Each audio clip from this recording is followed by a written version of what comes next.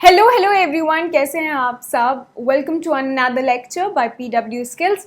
And आज के lecture में हम 2D एरेज के ऊपर क्वेश्चंस करने वाले हैं। लास्ट लेक्चर में हमने क्या देखा था, हमने देखा था कि एरेज जो है वो दो तरह के होते हैं, multi dimensional arrays and one dimensional arrays. One dimensional arrays के बारे में हमने डिटेल में पढ़ा है, उस पर क्वेश्चंस भी किए हैं, काफ़ी प्रैक्टिस। अब मल्टी डायमेंशनल एरेज पे आते हैं, जहाँ पर specifically will be focusing on 2D arrays, जहाँ पे डायमेंशन इज 2। ठीक है, 2D एरेज में हमने पढ़ा है कि डायमेंशन इज 2।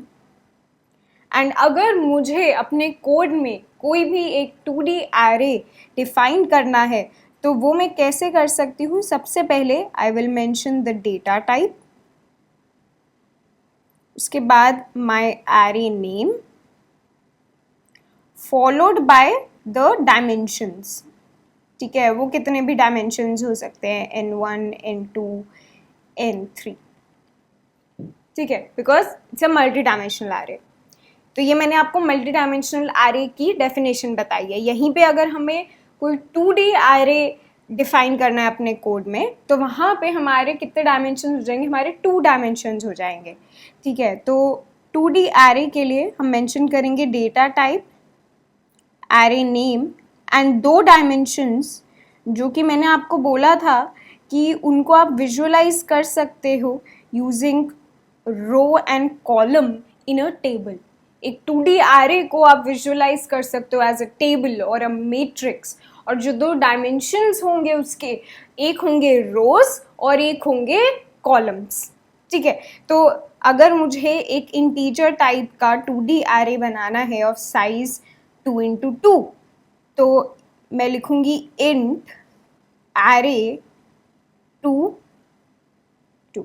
ठीक है, तो दिस मीन्स मेरा एक 2x2 का जो है वो एरे बन जाएगा, जहाँ पे 4 एलिमेंट्स प्रेजेंट होंगे। और मुझे कैसे पता है कि 4 एलिमेंट्स प्रेजेंट होंगे, क्योंकि मेरे 2 रोज हैं और 2 कॉलम्स हैं, तो मैं उसको मल्टीप्लाई कर दूंगी 2 into 2, तो मेरे को नंबर ऑफ एलिमेंट्स मिल जाएंगे अपने एरे में। सिमिलरली अगर कोई और मल्टी डायमेंशनल एरे है जहाँ पे मेरे पास m डायमेंशंस हैं, ठीक है, n1 से लेके nm तक मेरे पास m डायमेंशंस है, n1 से लेकर nm तक मेरे m डायमेंशंस हैं, तो वहाँ पे मेरे को नंबर ऑफ एलिमेंट जो है, number of elements in this multi dimensional array वो मिल सकते हैं bye n1 into n2 nm तक लेकर। ठीक है, तो मैं सारे डायमेंशंस को मल्टीप्लाई कर दूंगी तो मुझे नंबर ऑफ एलिमेंट्स मिल जाएगा। अब हमने लास्ट क्लास में ये भी देखा था कि 2D एरे में हम कैसे जो है इनपुट ले सकते हैं, कैसे प्रिंट करवा सकते हैं किसी भी 2D एरे को, और हमने 1-2 क्वेश्चंस भी किए थे। अब हम 2D एरेस के ऊपर और क्वेश्चंस तो करने ही वाले हैं आज, लेकिन उससे पहले हम पढ़ेंगे कि 2D वेक्टर्स क्या होते हैं। जैसे कि हमने 1D वेक्टर्स पढ़ा था 1D एरेस के टाइम पे, ऐसे ही अब हम 2D वेक्टर्स भी देखेंगे कि वो क्या होते हैं और उनको कैसे इम्प्लीमेंट कर सकते हैं। तो 2D वेक्टर्स हमारी इम्प्लीमेंटेशन को ईजी कर देंगे जब हमें किसी क्वेश्चन में 2D एरेज यूज़ करने हो। ठीक है, सबसे पहले 2D वेक्टर्स की बात कर लेते हैं। ठीक है, तो 2D वेक्टर्स क्या है यार, कुछ नहीं है, it's a vector of vector data type. ठीक है, तो जब मैंने आपको 1D वेक्टर बताया था कि वेक्टर होता क्या है, ठीक है, तो वहाँ पे हमने देखा था कि अगर मुझे कोई भी वेक्टर डिफाइन करना है तो मैं उसको लिखती वेक्टर जो भी मेरा डेटा टाइप है, और फिर वेक्टर नेम। ऐसे मैं किसी भी वेक्टर को डिफाइन कर सकती थी अपने कोड में, और मुझे वहाँ पे साइज मेंशन करने की ज़रूरत नहीं थी, right.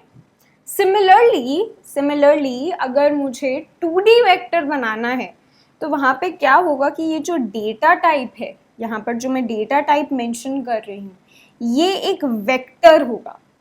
This data type for 2D vectors will be a vector. मतलब कि अगर मैं एक वेक्टर डिफाइन कर रही हूँ और उसमें जो डेटा टाइप मैं लिख रही हूँ कि that data type is itself another vector, तो मैं एक 2D वेक्टर जो है अपने कोड में डिफाइन कर दूंगी. ठीक है, तो हम कैसे लिखेंगे? वेक्टर, वेक्टर और उसका data type and then vector name. तो अगर मुझे एक इंटीजर टाइप का वेक्टर बनाना है, ठीक है, तो मैं उसको लिखूंगी वेक्टर, और किस डेटा टाइप का है ये वेक्टर? हमारा वेक्टर डेटा टाइप का ही है, और उसके अंदर जो वेक्टर है that is of int data type and my vector name. ठीक है, तो मतलब कि मेरा ये एक वेक्टर लिया मैंने v1, एक और वेक्टर लिया v2, एक और वेक्टर लिया v3. ये सब इंटीजर डेटा टाइप के वेक्टर्स हैं, और मैंने एक वेक्टर बना दिया जिसके अंदर ये तीनों वेक्टर्स हैं. ठीक है, मैंने एक वेक्टर बना दिया जिसके अंदर ये तीनों वेक्टर्स हैं, कैपिटल V. तो this V is a 2D vector. मैं इसको कोड में कैसे लिख सकती हूँ? सपोज मैंने 3 1D वेक्टर्स बना रखे हैं, v1, v2, v3. ठीक है, यहाँ पर लिख भी देते हैं हम. सपोज मैंने कोड में लिख रखा है, मैंने 3 वेक्टर्स बना दिए. ठीक है, vector int v1, vector int v2, vector int v3. ठीक है, एंड सपोज मैंने इनको यहाँ पर इनिशियलाइज कर दिया 1 2 3 4 5 6 7. ठीक है, ज़रूरी नहीं है कि ये तीनों वेक्टर सेम साइज के हों. अब मैं एक और वेक्टर बना सकती हूँ 2D वेक्टर, जो कि वेक्टर ऑफ वेक्टर होगा. ठीक है, कैपिटल V, और मैं इसको बोल रही हूँ कि this is v1, v2, v3. तो इससे क्या होगा कि मेरा एक 2D वेक्टर बन जाएगा. ठीक है, मेरा एक 2D वेक्टर बन जाएगा जहाँ पे मेरे पास फर्स्ट रो में है 3 एलिमेंट्स, सेकेंड रो में है 2 एलिमेंट्स, थर्ड रो में है 2 elements, and this is my 2D vector capital V. ठीक है, तो 2D वेक्टर्स का जो कॉन्सेप्ट है वो समझ में आया. यहाँ पे जैसे हम वेक्टर्स में पुश बैक कर रहे थे, पॉप बैक कर रहे थे, जो भी ऑपरेशंस हमने वेक्टर्स पे देखे थे, रीसाइज, कैपेसिटी, साइज, वो सब यहाँ पे भी एप्लीकेबल होंगे, जो कि आप एक पर्टिकुलर वेक्टर पे लगा सकते हो. ठीक है, और अगर आपको इनिशियलाइज करना है अपने वेक्टर को, सपोज मुझे अपने वेक्टर को इनिशियलाइज करना है बाय सम साइज. ठीक है, मैंने बोला कि मेरे को n क्रॉस m का एक वेक्टर चाहिए, तो मैं उसको कैसे इनिशियलाइज कर सकती हूँ? आई से वेक्टर, वेक्टर जो भी मेरा, अगर इंटीजर डेटा टाइप ले लेते हैं, मेरा वेक्टर नेम, एंड यहाँ पे आई कैन मेंशन, जैसे हम 1D वेक्टर के टाइम पे हम ब्रैकेट्स में मेंशन कर देते थे कि साइज़ पहले, कि इस साइज़ का हमें वेक्टर चाहिए. ऐसे मैं यहाँ पे लिख दूँगी n, और फिर जो n तो मेरे रोज हो गए. अब हर रो में मेरा जो एक वेक्टर है उसका साइज कैसे मैं मेंशन कर सकती हूँ? बाय राइटिंग वेक्टर, जो भी मेरा डेटा टाइप है, एंड ब्रैकेट्स में जो हर रो में एक वेक्टर है उसका साइज जो कि है m. ठीक है, तो this is how I can define a vector, 2D vector of size n cross m. I mention the rows and I mention the column size by writing vector int and then brackets में जो भी मेरे एक column में एक vector है उसका size. And आप लोगों को ध्यान होगा हमने 1D वेक्टर्स में भी जो डेफिनेशन देखी थी वेक्टर की, वो क्या थी? ये 2D वेक्टर के लिए है, एंड 1D वेक्टर्स के लिए हमने देखा था कि अगर मुझे कोई n साइज़ का वेक्टर बनाना है तो मैं उसको कुछ ऐसे लिख रही होंगी, राइट। तो अगर 2D वेक्टर है तो वहाँ पे हमें रोज़ एंड कॉलम्स दोनों स्पेसिफाई हम कर सकते हैं। एंड वहाँ पे सबसे पहले हम रो स्पेसिफाई करेंगे और कॉलम के लिए हमें हर एक वेक्टर जो भी, क्योंकि हमारा जो 2D वेक्टर है that is a vector of vector data type, इसलिए वहाँ पे वेक्टर इंट और जो हमारा कॉलम साइज है वो, ठीक है।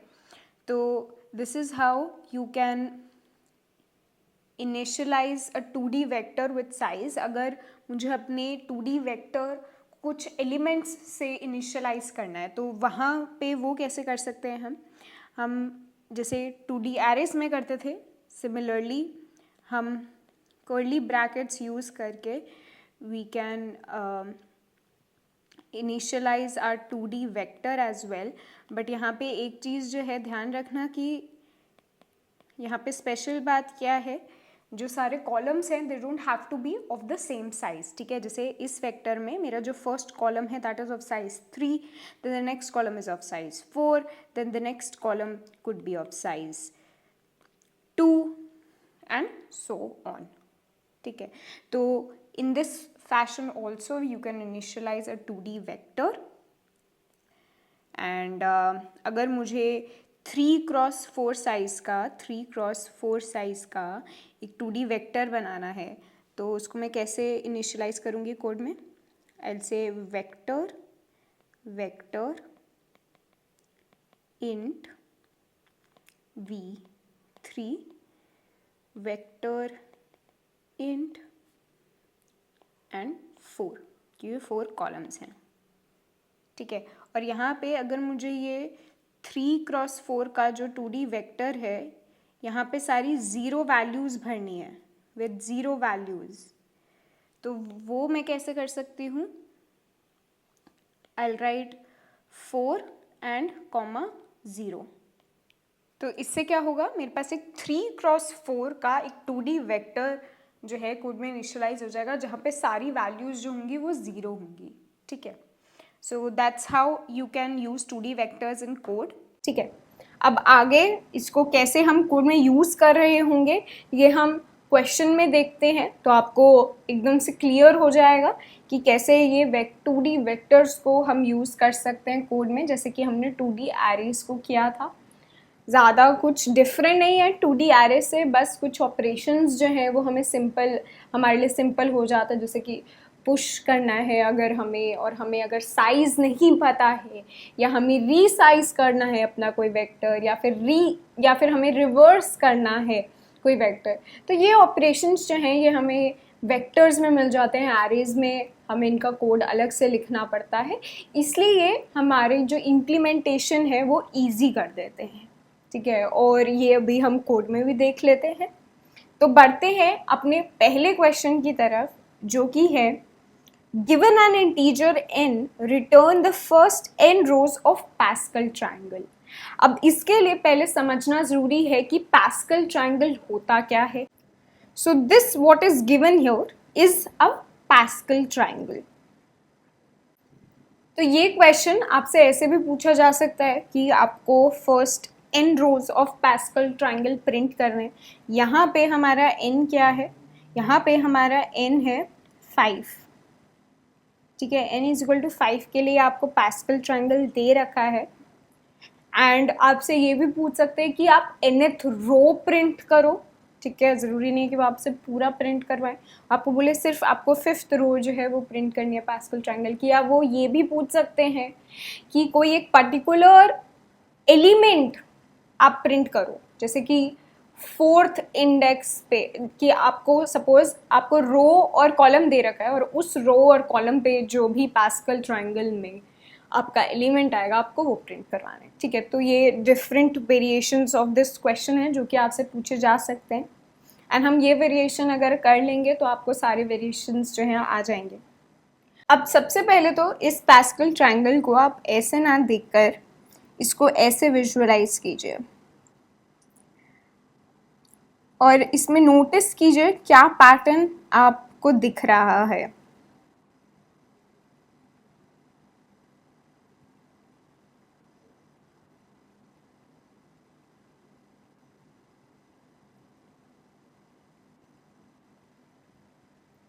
यहाँ पर जो पहली चीज़ जो मुझे नोटिस हो रही है कि अगर आप देखो हर रो में कितने एलिमेंट्स प्रेजेंट हैं।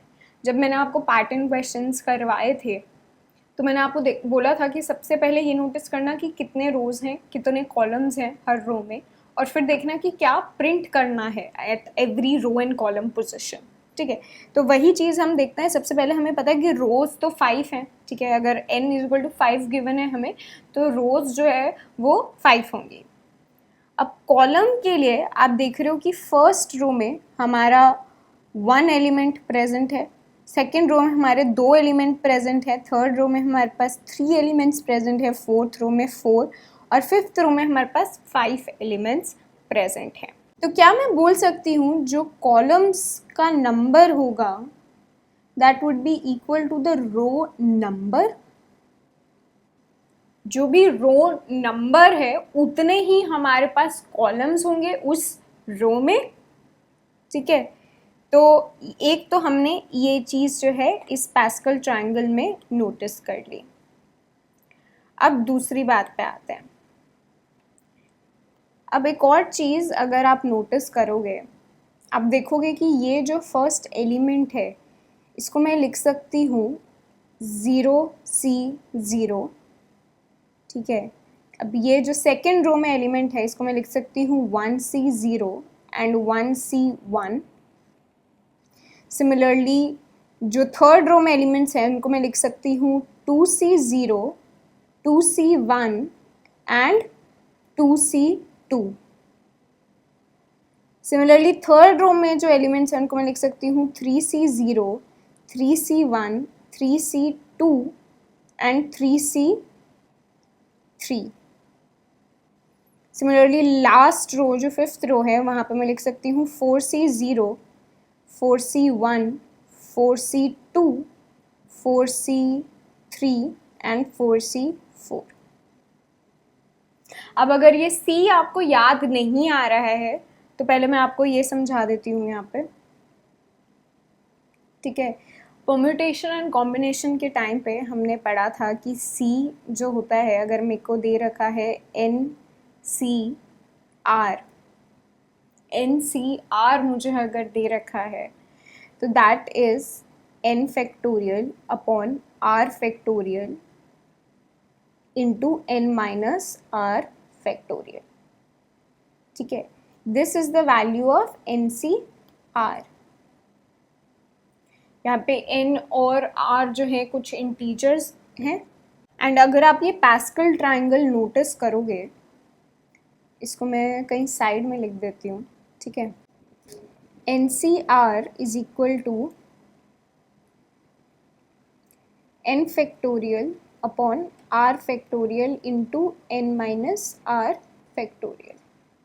ठीक है, अब अगर आप इस पैस्कल ट्रायंगल को नोटिस करोगे ना तो आपको दिखेगा कि ये जो सारे एलिमेंट्स हैं इनको मैं सम एंड j के फॉर्म में लिख सकती हूँ एज ICJ। ठीक है, और वो I और J क्या है यहाँ पे, वो एक्चुअली यहाँ पे रो एंड कॉलम नंबर्स हैं। अगर आप ये देखोगे दिस इज द 0th रो हमारी, है ना, दिस इज माई 0th रो। तो यहाँ पर एंड 0th कॉलम भी है ये हमारा, तो इसको मैं 0C0 लिख सकती हूँ। एंड 0 फैक्टोरियल जो होता है वो 1 होता है, तो 1/1 मेरा क्या हो जाएगा 1। ठीक है, सिमिलरली यहाँ पर अगर मैं देखूँ तो this is 1C0 which is the first row and 0th column, and again 1C0 अगर मैं compute करूँ तो that is 1 factorial upon 1 factorial into 0 factorial। ठीक है, which is again 1 जो कि यहाँ पे लिखा हुआ है। सिमिलरली जो मेरा ये वाला एलिमेंट भी है सेकेंड रो में, सेकेंड एलिमेंट, ठीक है, दैट इज एक्चुअली मैं इसको अगर जीरो इंडेक्सिंग के हिसाब से देखूँ तो this is the first row, ये वाली this is the first row and this is the first column, तो 1C1 एंड 1C1 को अगर आप कंप्यूट करोगे it will come out to be 1। Similarly अगर हम अपनी सेकेंड रो को देखें, ठीक है, थर्ड रो है एक्चुअली ये, बट मैं इसको 0th इंडेक्सिंग ले रही हूँ तो कंफ्यूज नहीं होना है, ठीक है। ये थर्ड रो है, लेकिन यहाँ पे इंडेक्स क्या है, अगर हम 0th इंडेक्सिंग ले तो this is index 2 and column 0, ठीक है। तो this first element would be 2C0 and 2C0 क्या होता है, 2C0 अगर मैं कंप्यूट करूँ तो this is 2 factorial upon 0 factorial into 2 factorial, ठीक है। तो ये क्या आएगा, 1 आएगा। सिमिलरली अगर मैं नेक्स्ट एलिमेंट कंप्यूट करूँ जो कि 2C1 है, तो this will be 2 factorial upon 1 factorial into 1 factorial, ठीक है। तो ये 1 इंटू 1 जो है वो 1 ही होगा, तो this will come out to be 2। तो मेरा सेकेंड एलिमेंट जो है वो 2 है यहाँ पे। अगेन 2C2 जो है वो 1 ही आएगा, राइट। अब अगर मैं ये जो लास्ट रो है एक बारी वो भी देख लेते हैं। अगर मैं लास्ट रो देख लूँ, लास्ट रो में मेरा 4C0 क्या होगा, 4C0 होगा 4 factorial upon 0 factorial into 4 minus 0 4 factorial, ठीक है। तो ये कट जाएगा, क्या आएगा आंसर 1। 4C1 अगर मैं देखूँ तो this will be 4 factorial into 1 factorial into 3 factorial, ठीक है। और 4 फैक्टोरियल को मैं ऐसे भी लिख सकती हूँ एज 4 इंटू 3 फैक्टोरियल। ये हमें पता है जब हमने फैक्टोरियल पे क्वेश्चन किया था कि n factorial is equal to n into n minus 1 factorial, right. Factorial वाला याद है ना सबको, आई होप सबको याद है फैक्टोरियल क्या होता है। हमने देखा था कि n factorial is equal to n into n minus 1 into n minus 2 से लेकर 1 तक,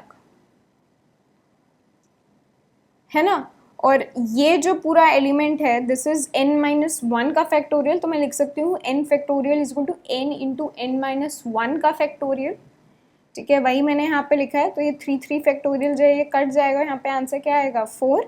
तो 4 हमारा एलिमेंट है। सिमिलरली 4C2 क्या होगा, 4C2 होगा 4 factorial upon 2 factorial into 4 minus 2 मतलब 2 फैक्टोरियल, ठीक है। तो ये क्या होगा 4 इंटू 3 फैक्टोरियल लिख सकती हूँ मैं इसको, एंड 2 फैक्टोरियल इज 2, 2 इंटू 1, तो दिस इज 2, दिस इज 2, तो ये 2 जो है ये 4 से कट जाएगा, आंसर क्या आएगा 3 factorial. What does 3 factorial, 3 factorial is nothing but 3 into 2 into 1 which is 6। तो यहाँ पे हमारा 4C2 क्या आया 6 आया, वही है हमारा एलिमेंट यहाँ पे, है ना। तो ये समझ में आया कि हर एलिमेंट को मैं कैसे लिख सकती हूँ यहाँ पे पास्कल ट्रायंगल में। अगर मेरे पास कोई भी आई और जे रो और कॉलम है, ठीक है, अगर मेरे पास एक एलिमेंट है AIJ, ठीक है, मतलब कि ith row and jth column का एक एलिमेंट, तो पास्कल ट्रायंगल में मैं उसको लिख सकती हूँ ICJ। देख लिया अभी हमने, मैंने आपको यहाँ पे डिटेल में सारे एलिमेंट्स का दिखा दिया है। यहाँ पे आई क्या है, यहाँ पे रो नंबर, और जे क्या है कॉलम नंबर, ठीक है। तो अगर आपको क्वेश्चन में पूछा जाए कि एक पास्कल ट्रायंगल में तुम्हें ith रो और किसी jth कॉलम का एलिमेंट बताना है तो बहुत ईजी है। हम डायरेक्टली जो है ये ICJ कैलकुलेट कर सकते हैं और वो हमें आता है। हमें उसके लिए बस फैक्टोरियल फाइंड आउट करना है। फैक्टोरियल कैसे फाइंड आउट करना है ये भी हमने देख लिया है पहले। तो इससे हमारा कोई भी एक पर्टिकुलर एलिमेंट आ जाएगा। अब अगर मुझे सारे एलिमेंट्स जो हैं फाइंड करने हैं अपने पास्कल ट्रायंगल के, मुझे अगर पूरा पास्कल ट्रायंगल जो है वो प्रिंट करना है तो इसके लिए मुझे क्या करना पड़ेगा, मुझे 2 नेस्टेड लूप्स लगाने पड़ेंगे, एक रो को जो ट्रैवर्स करेगा और एक जो कॉलम्स को ट्रैवर्स करेगा। और अगर आई जो है वो कॉलम रोज को ट्रैवर्स कर रहा है और जे जो है वो कॉलम्स को ट्रैवर्स कर रहा है, तो मैं हर आई जे के लिए लिख सकती हूँ ICJ क्या होगा, I can find that out, है ना। एंड देन उससे मुझे क्या मिल जाएगा, वो पोजीशन पे जो भी एलिमेंट होगा उसकी वैल्यू मिल जाएगी, ठीक है। तो तो this is one way by which I can find out the pascal triangle, ठीक है। और ये आप लोगों का होमवर्क है, ये आपको खुद जो है इम्प्लीमेंट करके देखना है। मैंने फैक्टोरियल, आपको बस इसमें ये पता होना चाहिए कि फैक्टोरियल कैसे फाइंड करना है, और वो वाला क्वेश्चन हम पहले देख चुके हैं। उसके बाद हमें बस 2 नेस्टेड लूप्स लगाने हैं आई और जे के, जो कि रोज और कॉलम्स को ट्रैवर्स करेंगे रिस्पेक्टिवली, एंड हर पोजीशन पे मेरे को ए आई जे जो है मुझे मिल जाएगा इस आई सी जे। अब यहाँ पर क्या हो रहा है कि हर पोजीशन पे मुझे फैक्टोरियल फाइंड आउट करना पड़ रहा है, आई सी जे जो है वो फाइंड आउट करना पड़ रहा है। क्या कोई और तरीका है जहाँ से मेरे को फैक्टोरियल ना फाइंड करना पड़े हर पोजीशन पे, जहाँ पे कुछ पहली वाली वैल्यू से मैं नेक्स्ट वैल्यू जो है कंप्यूट कर पाऊँ? तो उसके लिए दोबारा ये जो पास्कल ट्रायंगल है इसमें कोई पैटर्न फाइंड आउट करने की कोशिश कीजिए। अब यहाँ पे अगर आप नोटिस करोगे, ये वाले पास्कल ट्रायंगल में नोटिस करोगे, ये जो 2 है this is sum of these 2 elements, ठीक है। Similarly 3 is sum of these 2 elements, यहाँ पर भी these 2 elements. 4 is sum of 1 and 3, 3 and 3 is 6, 3 and plus 1 is again 4।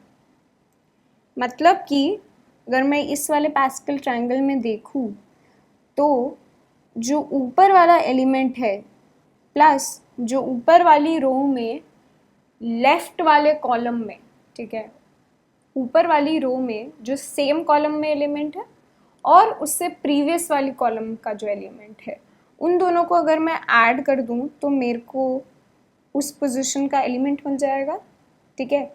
Similarly ये वाला 3 भी देखो, अगर मैं ऊपर वाले रो में सेम कॉलम वाला एलिमेंट और उससे पहले वाला एलिमेंट ऐड कर दूं तो मुझे 3 मिल जाएगा। यहाँ पर भी अगर मैं ऊपर वाली रो में सेम कॉलम एलिमेंट और प्रीवियस कॉलम एलिमेंट ऐड कर दूं तो मुझे यहाँ पे अगेन 3 मिल जाएगा। यहाँ पे 3 + 1 होके 4 हो जाएगा, 3 + 3 6 हो जाएगा, एंड 1 + 3 4 हो जाएगा, ठीक है। तो यहाँ पे हमें क्या पैटर्न दिख रहा है?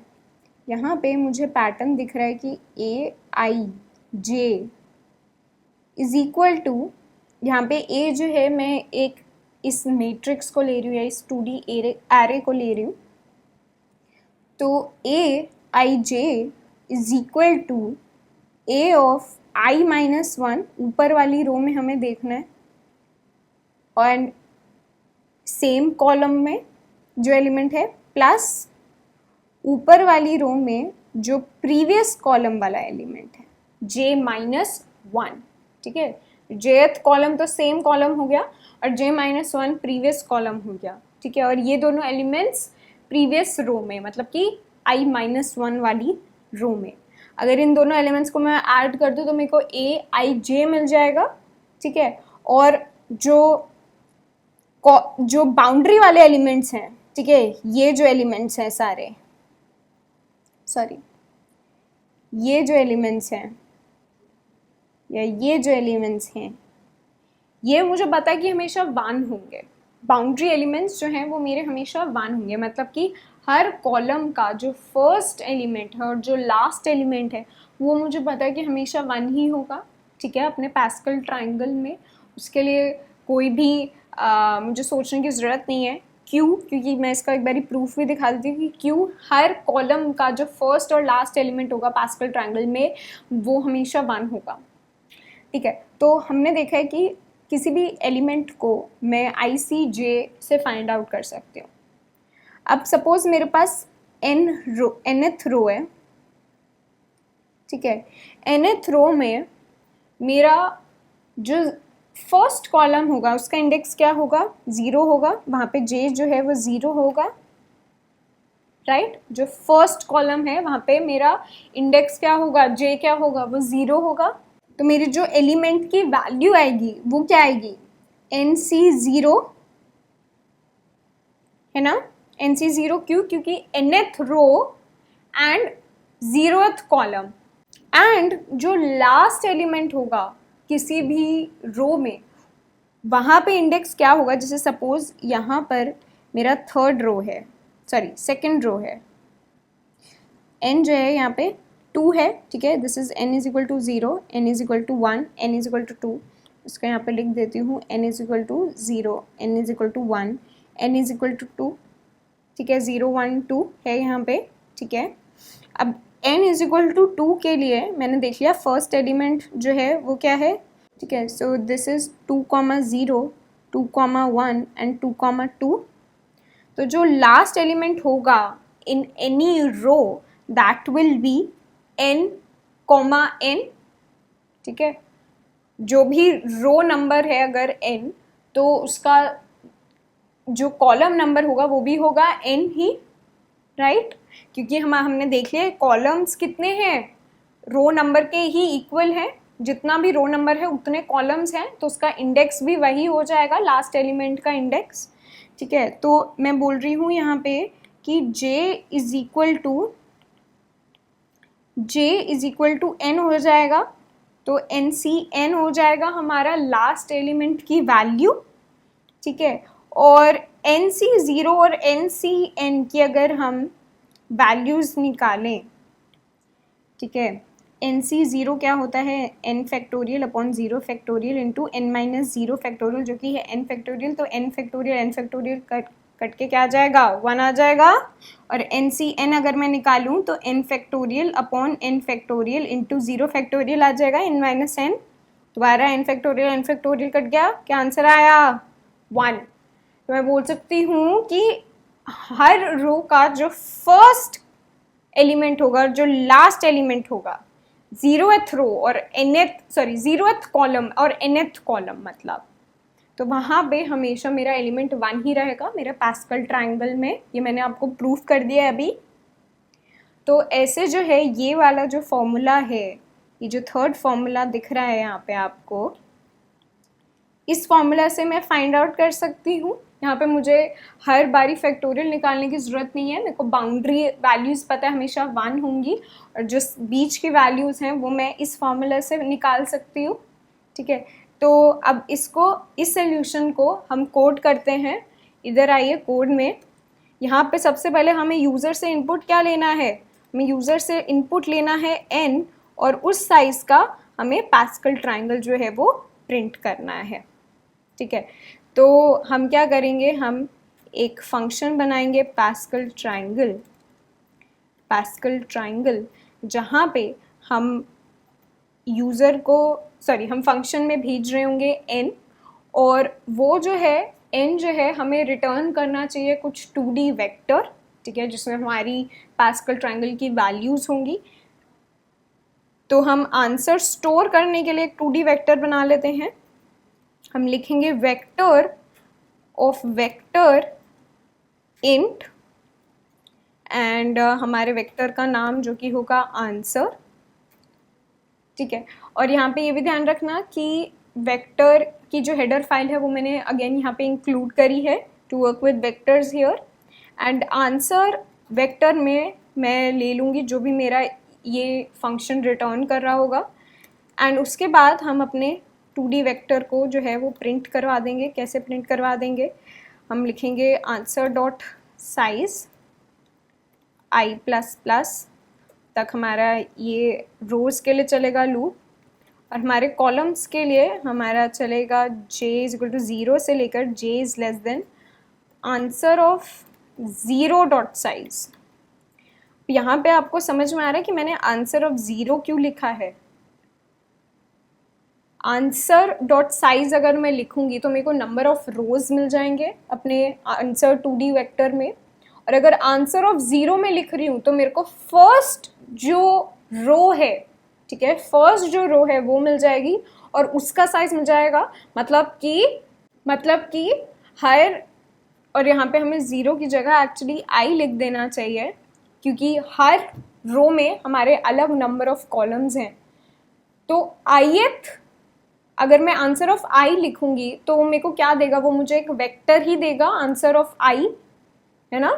आंसर जो है वो एक वेक्टर ऑफ वेक्टर्स है, तो अगर मैं आंसर डॉट साइज लिखूंगी तो मेरे को नंबर ऑफ वेक्टर्स दे देगा, उसमें कितने, मतलब नंबर ऑफ रोज दे देगा।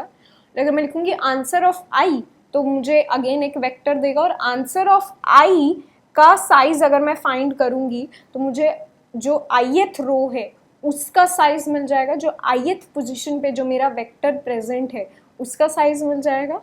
ठीक है, तो मेरा लूप जो है, इनर लूप जो है वो चलेगा 0 से लेकर answer of I dot size तक, और मुझे यहाँ पे प्रिंट क्या कराना है, सी out answer I J.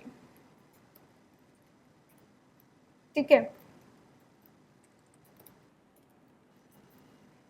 Alright. तो अब हम लिखते हैं अपने फंक्शन पे। तो हमारा फंक्शन जो है वो हमने देखा है क्या रिटर्न कर रहा होगा, वो एक 2D वेक्टर जो है वो रिटर्न कर रहा होगा। तो हमारा ये रिटर्न टाइप हो जाएगा, और उसके बाद हमारा फंक्शन का नाम जो कि है पास्कल ट्राइंगल, हमें यहाँ पे इनपुट में मिल रहा है एक इंटीजर n। अब इस पास्कल ट्राइंगल फंक्शन के अंदर हमें क्या करना है, हमने जो अभी यहाँ पे लिखा था लॉजिक वो लगाना है। उसके लिए हमें सबसे पहले एक वेक्टर बना लेते हैं यहाँ पे अगेन, जो कि हमारा आंसर जो है हम स्टोर, जिसमें आंसर स्टोर कर रहे होंगे और फिर उसको रिटर्न कर रहे होंगे। ठीक है, तो वेक्टर पास्कल जो है मैंने बना लिया है, और मैं इसको इनिशियलाइज भी कर सकती हूँ n से। ठीक है, क्योंकि मुझे पता है कि मेरा जो पास्कल ट्राइंगल है उसमें n रोज होंगी फॉर n इनपुट। अब मेरा जो लूप चलेगा वो सबसे पहले रोज के लिए मैं लूप लगा रही हूँ, i इज इक्वल टू 0 से i is equal less than n तक मेरा ये रोज के लिए लूप चलेगा। अब इसके अंदर मुझे क्या करना है, सबसे पहले हर कॉलम में, अभी मैं सिर्फ 0th रो की बात करती हूँ, तो 0th रो में मैं सबसे पहले अगर आपसे पूछूँ कि कितने एलिमेंट्स होंगे, तो मुझे पता है कि वो जितना मेरा रो नंबर है उतने मेरे पास एलिमेंट्स होंगे। ठीक है, तो I can resize that particular vector, जो भी मेरा पास्कल ऑफ आई है। ठीक है, Pascal of I will be some vector because Pascal is a vector of vectors, तो Pascal of I is some vector. ठीक है, इसको ऐसे ही समझना कि पास्कल ऑफ आई एक पर्टिकुलर वेक्टर है। अब इस वेक्टर को मैं रीसाइज कर सकती हूँ। अगर ये आप लोगों को समझ नहीं आ रहा है तो इसको हम ऐसे लिख देते हैं, int ith vector is equal to Pascal of I, और मैं कह रही हूँ ith वेक्टर को रीसाइज कर दो टू साइज i प्लस 1। ठीक है, क्योंकि i जो है वो 0 से स्टार्ट हो रहा है, तो हम i प्लस 1 लिख रहे हैं यहाँ पे। जो हमारा 0th रो नंबर होगा वहाँ पे हमारे पास 1 एलिमेंट होगा। ठीक है, क्योंकि हम 0 इंडेक्सिंग ले रहे हैं तो इसलिए हम 0 से स्टार्ट कर रहे हैं i को। लेकिन जो मेरी फर्स्ट रो है वहाँ पे मेरे पास 1 एलिमेंट है, सेकेंड रो में 2 एलिमेंट्स हैं, थर्ड रो में 3 एलिमेंट्स हैं, सो ऑन। तो जो भी मेरा i की वैल्यू है +1, that would be my ith vector का साइज। ठीक है, अब ith वेक्टर का मैंने आपको रीसाइज कर दिया, मेरे को पता है कि ith vector will have these many i plus 1 elements. अब इसमें एक लूप लगाते हैं जो कि इसको ट्रैवर्स कर रहा होगा हर कॉलम को। तो ये कहाँ तक चलेगा, j इज इक्वल टू 0 से j is less than i plus 1 तक चलेगा, क्योंकि i प्लस 1 एलिमेंट्स हैं j प्लस प्लस। यहाँ पे आप j is less than i plus 1 कर दो या फिर j is less than equal to i लिख दो, सेम बात है। अब हर जो एलिमेंट है पास्कल ऑफ i और j, that is equal to Pascal of i minus 1, जो भी ऊपर वाली रो है उसमें सेम कॉलम वाला एलिमेंट, और जो ऊपर वाली रो है उसमें प्रीवियस कॉलम वाला एलिमेंट। तो उससे मेरे को पास्कल ऑफ आई जे मिल जाएगा। लेकिन इससे पहले मुझे ये भी देखना पड़ेगा कि मैं अपने बाउंड्री एलिमेंट्स को फिल कर रही हूँ। ठीक है, तो उसके लिए मुझे क्या करना पड़ेगा, मैं एक कंडीशन लगा सकती हूँ कि इफ़ j इक्वल टू 0 है या फिर j इक्वल टू i है। अगर j इक्वल टू 0 है या j इक्वल टू i है तो वहाँ पर मेरा Pascal of i j would be equal to 1, जो मेरे बाउंड्री एलिमेंट्स हैं, है ना। और अगर ऐसा नहीं है, अगर मेरे पास एलिमेंट्स पे नहीं हूँ, तो फिर मैं ये वाली जो है लॉजिक यूज कर लूंगी, Pascal of I J is equal to Pascal of I minus one of J plus Pascal of I minus one J minus one. ठीक है, तो अब ये जो फॉर लूप से जब मैं बाहर आऊँगी तो मेरे को पास्कल ट्रायंगल अपना मिल जाएगा complete, and I can do return pascal. ठीक है, तो यहाँ पे एक बारी हम दोबारा देख लेते हैं कि हमने क्या किया है। अगर हमें इनपुट आ रहा है यहाँ पे 4, suppose n is equal to 4, तो सबसे पहले मैंने एक वेक्टर बना लिया, ठीक है, ऑफ साइज 4। तो यहाँ पर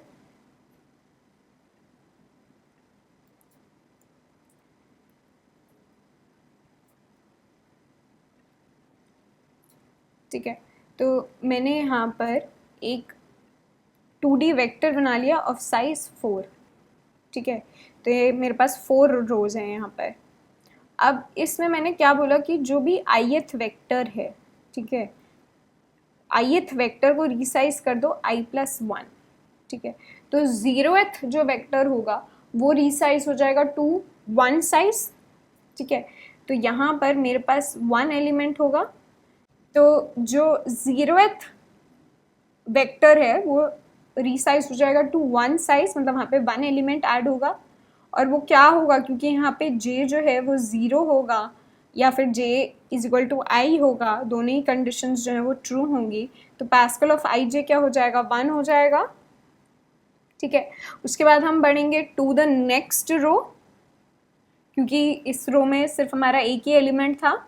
नेक्स्ट रो में जब हम बढ़ेंगे, नेक्स्ट रो में मैंने बोला कि ith वेक्टर इज उसका साइज कर दो i+1, तो यहाँ पे i जो है वो 1 हो जाएगा, तो वहाँ पे 2 एलिमेंट्स जो है हमारे ऐड हो जाएंगे। ठीक है, 2 एलिमेंट्स हमारे ऐड होंगे, और यहाँ पर j जो है वो चलेगा 0 से लेकर 2 तक, है ना। i यहाँ पे 1 है तो j चलेगा 0 से लेकर 2 तक। अब जहाँ पे j जो है वो 0 है वहाँ पर तो हमारा एलिमेंट आ जाएगा 1, एंड नेक्स्ट बारी में j जो है वो i के इक्वल हो जाएगा, 1 हो जाएगा, तो वहाँ पे अगेन हमारा एलिमेंट आ जाएगा 1। अभी हमारी सिर्फ बाउंड्री कंडीशंस ही मीट हो रही हैं। फिर नेक्स्ट लूप बारी में हमारा i क्या हो जाएगा, हमारा i जो है वो 2 हो जाएगा। Now i is equal to 2, मतलब कि ith वेक्टर किस साइज का होगा, 3 साइज का हो जाएगा। ठीक है, 3 साइज का मेरा वेक्टर हो जाएगा, एंड 3 साइज के वेक्टर में मेरा जो j है वो चलेगा 0 से लेकर 3 तक। तो मेरा जब j जो है वो 0 है तब मेरा एलिमेंट आ जाएगा 1। फिर जब j 1 होगा तो मेरी बाउंड्री कंडीशन नहीं ट्रू होगी, बल्कि ये वाली कंडीशन ट्रू होगी, एल्स कंडीशन में मैं आ जाऊंगी, एंड वहाँ पे आई वुड से कि Pascal of I J is equal to Pascal of i-1। तो i-1 में ये एलिमेंट आएगा, ये वाला जो हमारी रो है वो आएगी। i-1 j क्या है, that is this element 1, plus Pascal of i-1 j-1, that is this element. तो 1 + 1 आ जाएगा हमारा 2। ठीक है, एंड देन नेक्स्ट बारी में मेरा j जो है वो i के इक्वल हो जाएगा, क्योंकि हो जाएगा 2, तो हमारा यहाँ पे बाउंड्री कंडीशन ट्रू हो जाएगी, तो हमारा 1 जो है वो प्रिंट हो जाएगा, सॉरी स्टोर हो जाएगा। अब नेक्स्ट बारी में मेरा जो i जो है वो 3 हो जाएगा, तो मेरा ith वेक्टर किस साइज का हो जाएगा, 4 हो जाएगा, 4 साइज का हो जाएगा मेरा वेक्टर। अब यहाँ पर j चलेगा 0 से लेकर 4 तक, 3 तक चलेगा मेरा। तो जब 0 है j तब तो मेरी वैल्यू जो है वो 1 आ जाएगी। अब नेक्स्ट बारी में जब मेरा j 1 है, तो यहाँ पर मैं i-1 j जो कि है यहाँ पे 2, और i-1 j-1 जो कि है 1, तो 1 + 2 जो है मेरा क्या आंसर आ जाएगा, 3 आ जाएगा, राइट। फिर नेक्स्ट बारी में जब मेरा j की वैल्यू होगी बढ़कर 2, तब मैं क्या करूँगी, i-1 j जो कि होगा 1 प्लस i-1 j-1 जो कि होगा 2, तो मैं 1 + 2 करूँगी तो यहाँ पे आंसर आ जाएगा अगेन 3।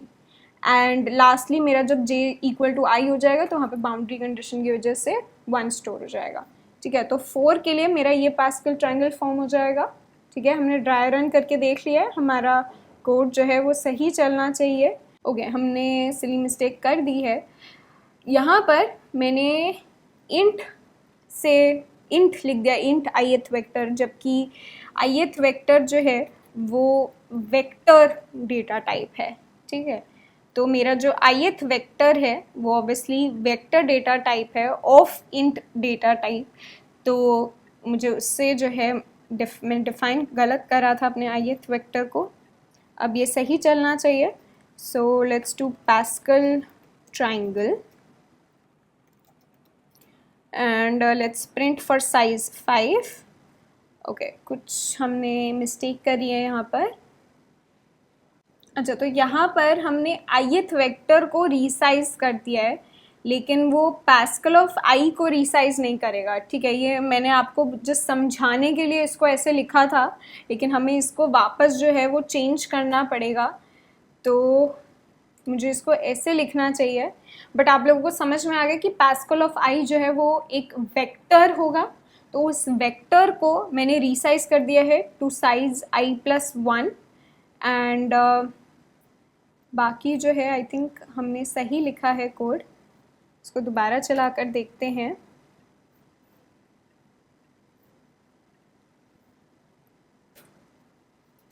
साइज 5, ठीक है। तो यहाँ पे हमारा कोड जो है वो सही चल रहा है, हमारा पास्कल ट्रायंगल यहाँ पे प्रिंट हो गया है।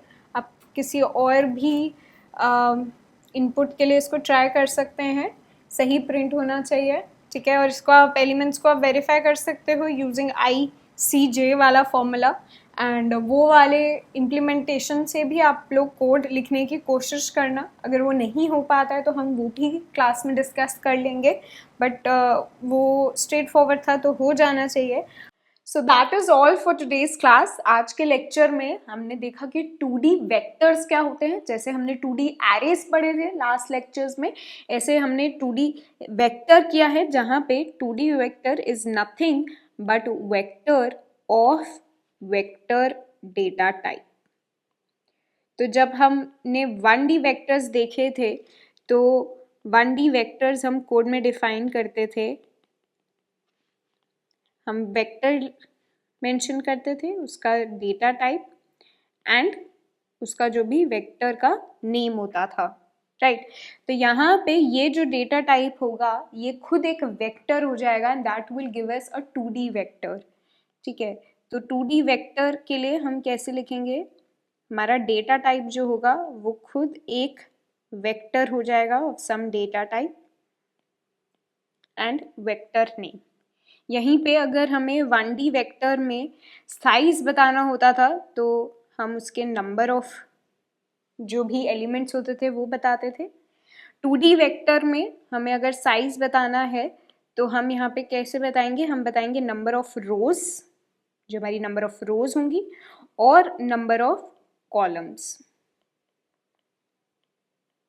ठीक है। तो यहाँ पे n जो है वो नंबर ऑफ रोज हैं और m जो है वो number of columns, right. So this will give us n cross m size का 2D वेक्टर, राइट।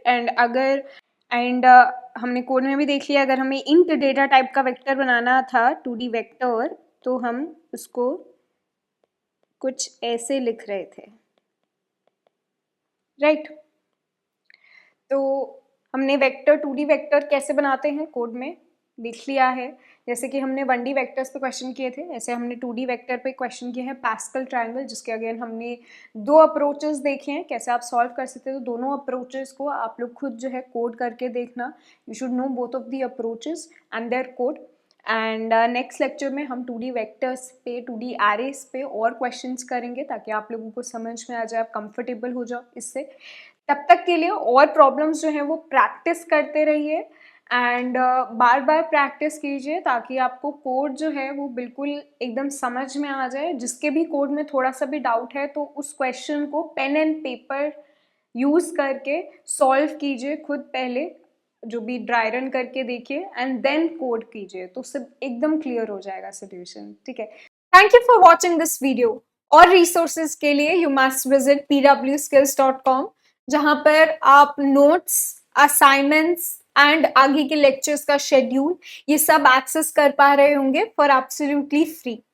एंड अगर आपको लेक्चर्स में कुछ डाउट्स आ रहे हैं विच इज एब्सोल्युटली नॉर्मल, तो डिस्क्रिप्शन में एक फॉर्म गिवन है जहां पे आप अपने टेक्निकल डाउट्स लेक्चर से रिलेटेड जो भी हैं वो फिल कर सकते हैं एंड हमारी टीम जो है वो रेलिवेंट डाउट्स को उठाएगी and live doubt resolution sessions में हम उन डाउट्स को कवर करेंगे। तब तक take care and good bye.